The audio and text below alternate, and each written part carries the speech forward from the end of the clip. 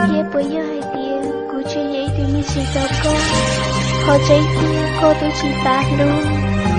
Cô trở lại đa cùng một học nông, học mong một học đi.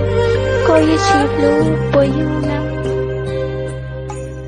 Bây giờ chỉ luôn, họ chỉ khía cho cô. Ê yo che cô ấy này nhớ cho linh ngô, cô là nhớ cho lúc cô mà liều. Cô ye bao tia, cô ye ít thứ như chỉ đâu cô. Nếu tôi chỉ muốn khi đã chỉ nhớ cho tiền nó đâu cô. Chỉ xa lưu khía cho cô chỉ tôi xía đâu cô. Cô ye bao tia, cô có một thể, xía hai tia mấy nhớ nữa. Cô mua lại chê, cô ấy xía. Muốn thiệt tôi nhớ có lúc tiếc con cho đầm. Cô ye bao tia, cô cho thác cô nhớ cho tiền nó. Họ trên kia cô ye chỉ luôn. Từ lâu cô ye hai tia, cô tôi chỉ biết con. Cô ye hai tia, cô tôi chỉ biết con. Ê cô thể chỉ xa luôn. Tôi chỉ cô chỉ tôi xía cho cô. Tôi biết có yêu ở tao lên cho cô chỉ tôi xía.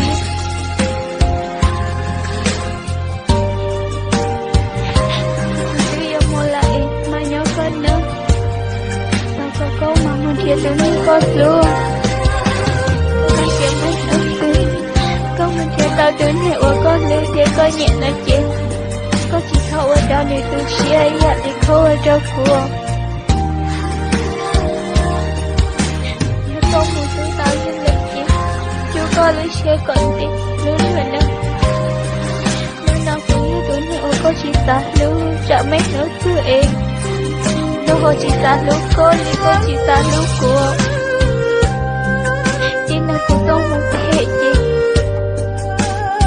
Cô yêu quý xếp cho con. Đã xin cô yêu chỉ nhớ lấy thế nào. Đã hẹn cho cô yêu lưu có cũng lo lắng.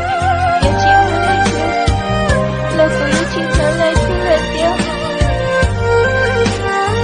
Ta hãy biết của yêu chỉ phải dạy đâu cô. Em nói em nói yêu school đi chỉ muốn là tình đã chỉ. Lời của chị tôi xuyên thọ có mỗi có lưu ní cỡ rồi rồi. Cô mà liệu ấy xuyên tôi lưu. Cô ye bao tiền cô cho một thể. Thọ có mỗi có lưu ní cỡ rồi nó. Nhưng mấy nếu tôi có nó hay tiền. Cô đưa lại nó kìa. Tôi có không vô lối chơi của riêng.